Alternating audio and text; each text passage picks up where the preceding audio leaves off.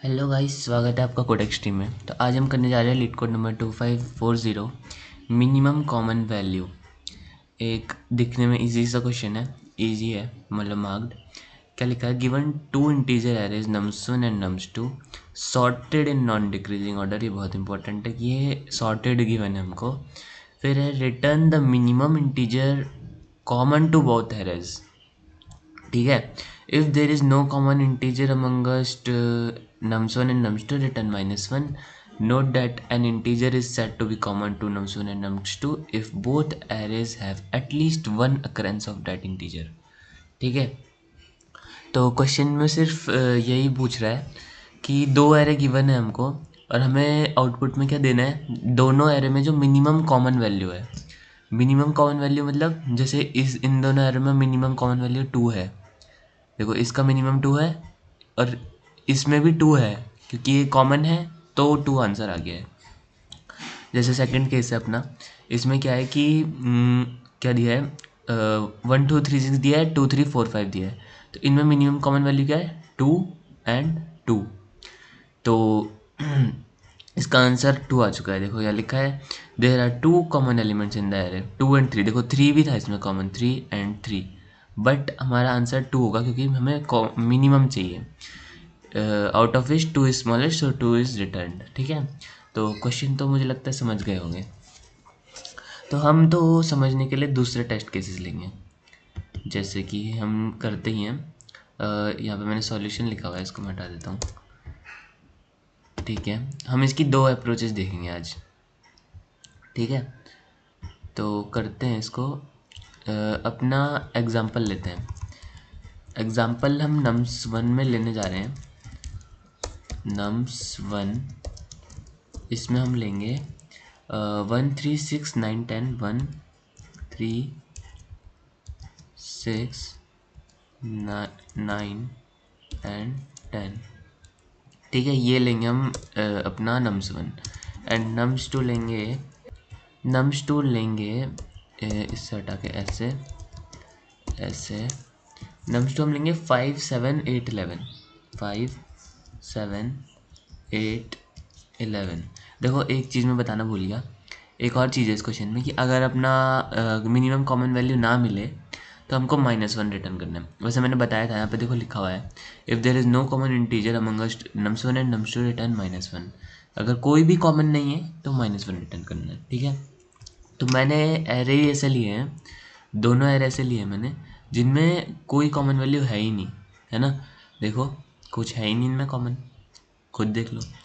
तो अब हम कैसे करेंगे इस क्वेश्चन को सॉल्व? तो फर्स्ट अप्रोच तो हमारी रहेगी कि ये हमें सॉर्टेड एरे दिया है, तो क्यों ना हम इसमें बाइनरी सर्च लगाएं।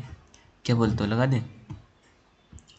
बाइनरी सर्च पर कैसे लगेगी ये सवाल आता है। तो देखो अगर हम थोड़ा ऑब्जर्व करें तो ये है 1 3 6 9 10 एंड ये है 5 7 8 11।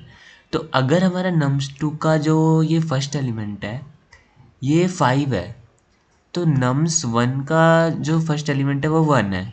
इसका मतलब क्या है कि 5 को हमें ढूंढना पड़ेगा nums1 में। क्यों? क्योंकि ये ग्रेटर हो चुका है, समझ रहे हो, ये ग्रेटर हो चुका है, तो इसलिए इसको ढूंढेंगे। इसको फिर इसमें मिलेगा नहीं, इसमें मिलेगा नहीं, फिर यहाँ पे मिलेगा सीधे। और यहाँ पे क्योंकि 5 से बड़ा आ चुका है तो मतलब कि इसमें एग्जिस्ट ही नहीं कर रहा है, समझ रहे हो।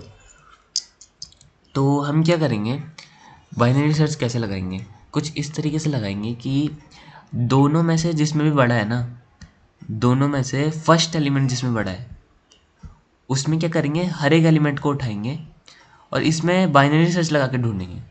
मिला तो ठीक, नहीं मिला तो इसको बढ़ा देंगे, इसमें से इसको बढ़ा देंगे, फिर 7 को ढूंढेंगे इसमें, फिर हम 8 को ढूंढेंगे। तो समझ लो ये अप्रोच एक तरीके से क्या है। अगर हम इसको सिंपल ऐसे करते कि 5 को इसमें ढूंढते, 7 को पूरा ढूंढते, तो ये जाती n², order of n²। But हम क्या करने जा रहे हैं, 5 को इसमें बाइनरी सर्च लगा के ढूंढ रहे हैं, फिर 7 को इसमें बाइनरी सर्च लगा के ढूंढ रहे हैं इसमें, फिर 8 को इसमें बाइनरी सर्च लगा के ढूंढ रहे हैं, फिर 11 को इसमें बाइनरी सर्च लगा के ढूंढ रहे हैं। तो इससे क्या होगा, अप्रोच कितनी टाइम कॉम्प्लेक्सिटी लेगी, order of n log n, समझ रहे हो। ऑर्डर ऑफ एन क्योंकि हम इस एरे में ट्रैवर्स करेंगे, और लॉग एन लेगी एक्स्ट्रा क्योंकि हम बाइनरी सर्च लगाएंगे इसमें बार बार, है ना। तो इस अप्रोच को पहले करते हैं, इसके बाद एक और अच्छी अप्रोच देखेंगे इसकी, ठीक है। तो इसको सॉल्व करने के लिए पहले मैं अरे तो इंट n1 ले लेता हूँ जिसमें मैं nums1 का साइज़ रखूँगा, ओके, और एक इंट n2 लूँगा जिसमें मैं nums2 का साइज़ ले लूँगा, ठीक है। अब मैं क्या करूँगा, देखो nums1 का साइज़ ले चुका हूँ, nums2 का साइज़ ले चुका हूँ। अब मुझे लग रहा है कि मुझे वो हटाने नहीं चाहिए थे, रुको मैं उनको वापस लेकर आ जाता हूँ ताकि देखने में आसानी हो, है ना। तो अब फिर से लिख देता हूँ, कोई नहीं, nums1 डॉट साइज और int n2 equal to nums2 dot size, ठीक है। अब देखो nums1 का साइज़ और nums2 का साइज़ हमने निकाल चुका है। अब हम एक वो लेंगे, क्या लेंगे, पहले तो मैंने क्या बोलता, चेक करेंगे कि दोनों में कौन बड़ा है, इसमें या फिर इसमें। वैसे हम डायरेक्ट भी लगा सकते हैं, पता है कैसे, अगर हम इस लूप में इसमें लगाएं कि 1 से हम फिर इसमें बाइनरी सर्च लगाएं, 3 से इसमें बाइनरी सर्च लगाएं, 6 से इसमें बाइनरी सर्च लगाएं, तो भी सही है, कोई मतलब चेक करने की ज़रूरत है नहीं कि फर्स्ट एलिमेंट ग्रेटर है या नहीं है। तो हम एक और चीज़ कर सकते हैं, जो हम ऑर्डर ऑफ एन लगाएंगे ना, वो हम छोटे वाले एरे में लगाएं, या फिर चलो ऐसा भी नहीं करते, सिंपल ऐसे ही करते हैं कि अपने फर्स्ट एरे में ट्रैवर्स करेंगे और सेकंड एरे में बाइनरी सर्च लगा के उसको चेक करेंगे, ठीक है। तो for int i equal to 0 i should be less than n1 i plus plus, ठीक है। ये हमने फर्स्ट एरे में क्या लगाया है, अपना ट्रैवर्स लगा दिया है। अब हम सेकंड एरे में बाइनरी सर्च लगाने के लिए रेडी हैं। तो पहले हम लो ले लेंगे, फिर हम हाई ले लेंगे। इसको हम क्या रखेंगे, इस वाले एरे का रखेंगे, इस वाले एरे का लास्ट में रखेंगे, लो को इसमें रख दिया, हाई को हमें इधर रखना है क्योंकि बाइनरी सर्च लगानी है, तो n2-1 में रखेंगे, समझ रहे हो ना। फिर मिड निकाल देंगे, फिर बाइनरी सर्च का टेम्पलेट लगा देंगे, ओ सॉरी हाई, फिर हम मिड के फॉर्मूले से मिड को निकालेंगे, low plus high minus low divided by 2, ठीक है। तो मिड का फॉर्मूला लगा दिया। अब हमें क्या करना है, सिंपल, पहले तो चेक करना है, देखो हमने nums1 में 1 ले लिया, हमें चेक करना है कि इधर 1 है, तो देखते हैं। अगर मिड में ही अपने को 1 मिल जाता तो इफ़ nums का मिड इक्वल टू क्या, ये अपने n1 का आई, nums1 का आई, क्या अगर अपने मिड में जो भी मिड आता है यहाँ पे वो nums1 के आई के बराबर है, अगर वो nums1 के आई के बराबर है यानी कि यही अपना मिनिमम कॉमन वैल्यू है, तो इसको रिटर्न कर लिया जाए। लेकिन अगर ऐसा नहीं होता है, अगर ऐसा नहीं होता है तो क्या हो सकता है, हमारा नम्स ये मिड बड़ा हो सकता है, जैसे कि है भी कि देखो 1 है यहाँ पे, तो नम्स उसका ये nums2 का ये बड़ा है हमारा, है ना, nums2 का मिड। तो अगर मेरा nums2 का मिड, ओ यहाँ पे 2 लिखना था, मैं लिखना भूल गया, अगर ये मेरा बड़ा है किससे, nums1 के आई से, तो मुझे सिंपल क्या करना है, हाई को मिड -1 ले जाना है। और अगर क्या होता है यहाँ पे 1 लिखा है तो पता नहीं चलेगा, लेकिन अगर इसे हमारे पास होता 6 होता और 8 में मेरा मिड आया है, तो मैं हाई मिड -1 करता पहले, तो फिर मेरे इतना सर स्पेस बचता। फिर अगर मेरा 5 आ जाता मिड, तो मैं क्या करता, 6 मेरा आंसर है तो लो इक्वल टू मिड +1 करता, समझ रहे हो। तो एल्स में क्या करेंगे, लो इक्वल टू मिड +1, ठीक है। तो ये तो हो गया। और अगर हमको इस केस में नहीं मिला तो, ये भी तो बात है कि नहीं मिला तो क्या होगा, सिंपल है, 1 नहीं मिला तो 3 को चेक करेंगे, अगला हो जाएगा, आई बढ़ जाएगा अपना, ठीक है।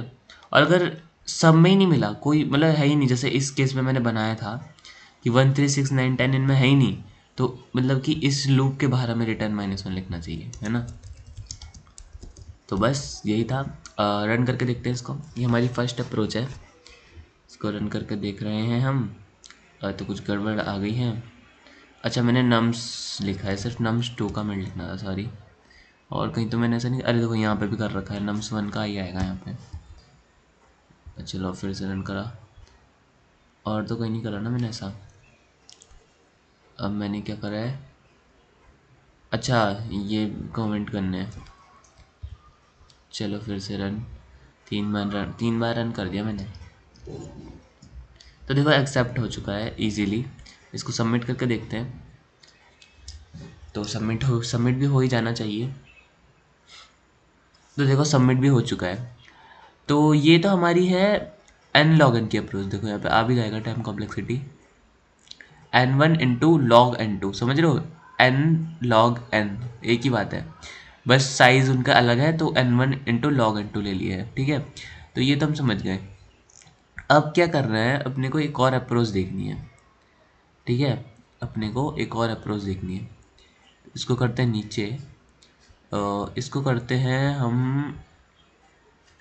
हम कट, एंड अपने इसको फिर से रीसेट कर देते हैं। तो मामला रीसेट हो चुका है और इसको हम पेस्ट कर देते हैं, ठीक है। और अब हम फिर से चेक करेंगे। तो अगली जो अपनी टेक्निक रहने वाली है वो क्या रहेगी, अगर हम देखें तो इसमें एक टेक्निक लगेगी जिसको हम बोलते हैं 2 पॉइंटर्स। तो हम इसमें 2 पॉइंटर्स का यूज़ कर सकते हैं बहुत इजीली।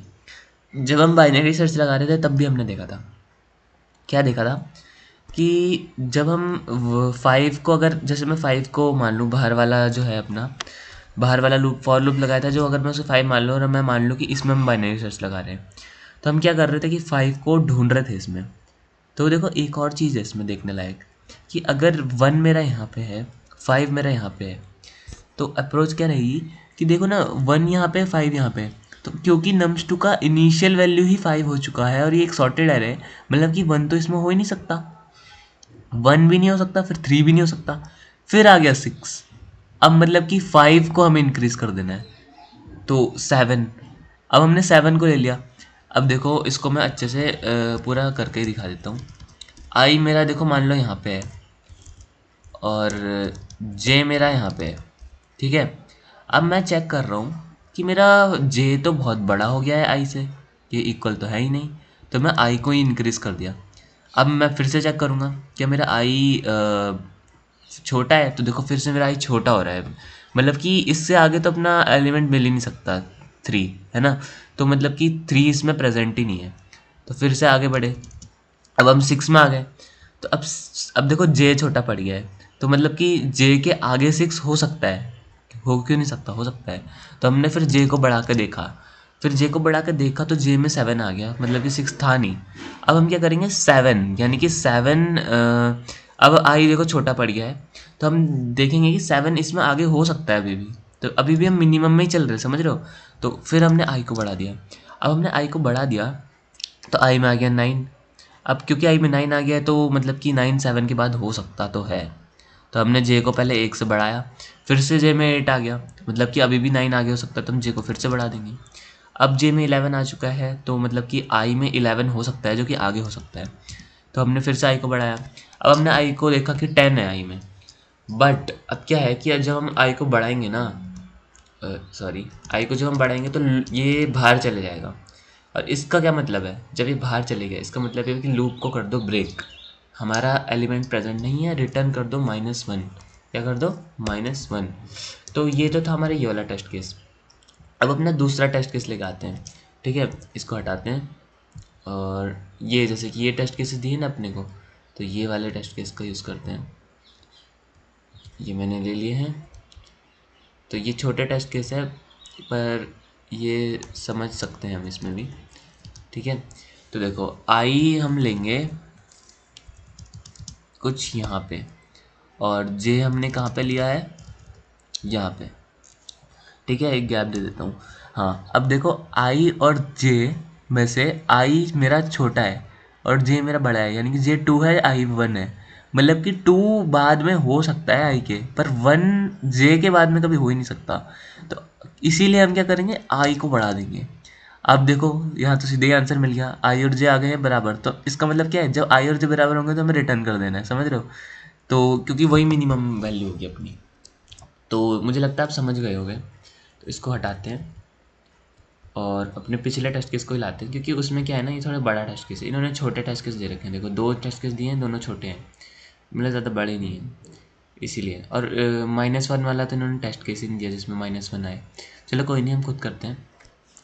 तो हमें क्या करना था, देखो कोड करते वक्त कि हमें क्या करना था, हमें क्या करना था, पॉइंटर्स को रख देना था इन दोनों में, इन दोनों के 0 0, मतलब कि इंट आई को भी मुझे 0 पे ही रखना है। रुको, पहले उससे पहले मैं इनका साइज़ निकाल लेता हूँ ना। Int n1 equal to nums1 dot size, ठीक है, और int n2 equal to nums2 dot size. अब मुझे क्या करना है, हाँ अब मुझे पॉइंटर्स लेने हैं अपने, है ना। इंट आई इक्वल टू 0 और इंट जे में भी 0 भर दिया मैंने। अब मैं क्या करूँगा, एक लूप लगाऊंगा, वाइल लूप। देखो वाइल लूप लगाऊंगा, while i is less than equal to n1 and j is less than equal to n2। देखो एक भी इनमें से बाहर चले गया ना, एक भी इनमें से बाहर चले गया, इसका मतलब है कि एलिमेंट प्रेजेंट नहीं है हमारा। समझ रहे हो ना, अभी बताया भी था मैंने। इसका मतलब क्या है कि प्रेजेंट ही नहीं है अपना एलिमेंट। तो क्योंकि अपना एलिमेंट इसमें प्रेजेंट नहीं है, तो रिटर्न उस टाइम पे -1 करना मुझे, तो जो कि मैं वाइल लूप के बाहर कर दूंगा, सिंपल है, ठीक है। तो ये मैंने लगा दिया है। अब आई को मैं किस में लगाने जा रहा हूँ, n1 में, ये n1 में, और जे को मैं n2 में लगाने जा रहा हूँ, इसलिए मैंने ये सब लिखा है, ठीक है, ये भी समझ गए होगे।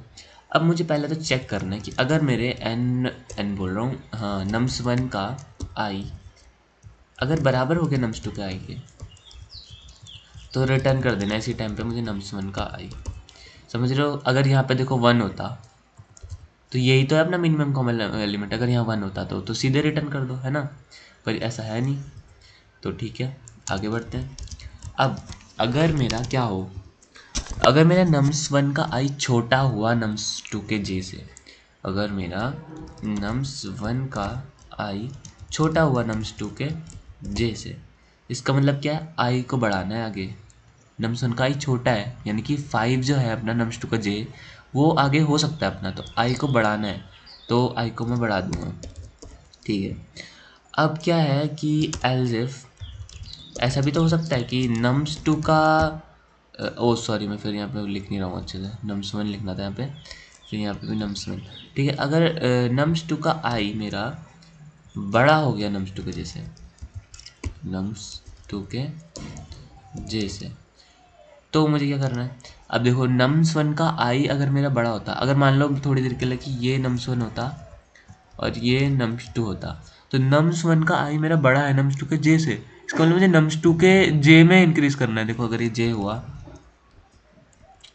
अगर ये j हुआ और ये i हुआ, तो मुझे अभी nums2 का j इंक्रीज करना है ना, क्योंकि ये छोटा है, ये छोटा है, तो nums2 का j इंक्रीज करूंगा। 5 आगे हो सकता है पर 1 इसके आगे कभी नहीं हो सकता, 1 इसके आगे नहीं हो सकता, पर 5 इसके आगे हो सकता है, तो इसलिए हम j को इंक्रीज करेंगे। तो इसलिए यहाँ पे हम क्या करेंगे, j को प्लस प्लस करेंगे बस, और लास्ट में हम रिटर्न कर देंगे कि हमारा नहीं मिला है, तो ये कर देंगे, और कोई कंडीशन इसमें हो ही नहीं सकती। अब देखो अगर मैं ऐसा कोई केस डालूँ इसमें जिसमें सिमिलर भी मिल जाए, जैसे कि यहाँ पे मैं 5 डाल दूँ, तो देखो अपना आंसर आना चाहिए। तो अब हम देखते हैं इसमें आंसर आता है कि नहीं आता। तो देखो इस कंडीशन को तो हम एल्स में भी लिख सकते हैं, पर अभी समझ के लिए, ताकि समझ में आ जाए, इसलिए मैं कंडीशन डाल के रखता हूँ। तो पहले हम क्या कर रहे हैं, अरे मैंने जे हटा दिया, जे को 0 पे रखा है, आई को भी 0 पे रखा है, ठीक है। अब nums1 का आई क्या nums2 के जे के बराबर है, नहीं है, तो रिटर्न नहीं होगा। क्या nums1 का आई छोटा है nums2 के जे से, nums1 का आई तो बड़ा है nums2 के जे से, तो nums1 का आई बड़ा है nums2 के जे से, तो जे प्लस प्लस कर दो, ठीक है भाई, जे प्लस प्लस कर दिया हमने। अब क्या है कि nums1 का आई nums2 के बराबर नहीं है, nums1 का आई छोटा भी नहीं है nums2 के जैसे, nums1 का आई बड़ा है nums2 के जैसे, फिर से देखो वही चीज़ है, nums1 का आई बड़ा है nums2 के जैसे, तो हम क्या करेंगे, इंक्रीज कर देंगे, फिर से इंक्रीज कर दिया। अब देखो क्या हुआ कि ये हो गए हैं बराबर, तो हमने इनको रिटर्न कर दिया। किसी को भी रिटर्न कर सकते हो, nums1 को करो या nums2 को करो, है तो बराबर ही ना। तो ओ देखो मैंने एक गड़बड़ करी, nums1 का आई nums2 के जे के बराबर है, मैंने थोड़ा ऐसे लिख दिया, तो nums2 के जे के बराबर, ठीक है। तो ये समझ आ गया होगा। अब जैसे ये बराबर हुए तो रिटर्न कर दिया, और यही अपने क्या है, मिनिमम कॉमन एलिमेंट्स। तो चलो रन करके देखते हैं हम इसको कि हमारा सही आएगा कि नहीं आएगा। बिल्कुल सही आना चाहिए अपना आंसर, इतना सही है अपना आंसर, देख रहे हो। तो देखो एकदम सही आ रहा है अपना आंसर, है ना। तो इसको सबमिट करके भी देख लेते हैं। तो अब सबमिशन होगा हमारा। ओ कुछ गड़बड़ हो गई है, एक मिनट, इसको मैं इधर रख दूँ। nums1 का आई nums2 के जे के बराबर है, तो मैंने nums1 का आई रिटर्न कर दिया, इसमें क्या गड़बड़ हो रही है। तो चलो देखते हैं, गलतियाँ होंगी तो गलतियों से सीखेंगे, मज़ा आएगा। तो इसको हटाओ, इस लाल लाल को हटाओ। हाँ, तो अब देखते हैं अपना टेस्ट केस क्या, 3, 5 एंड 2। तो 3 और 5 एंड नम्स 2 है 2, ठीक है।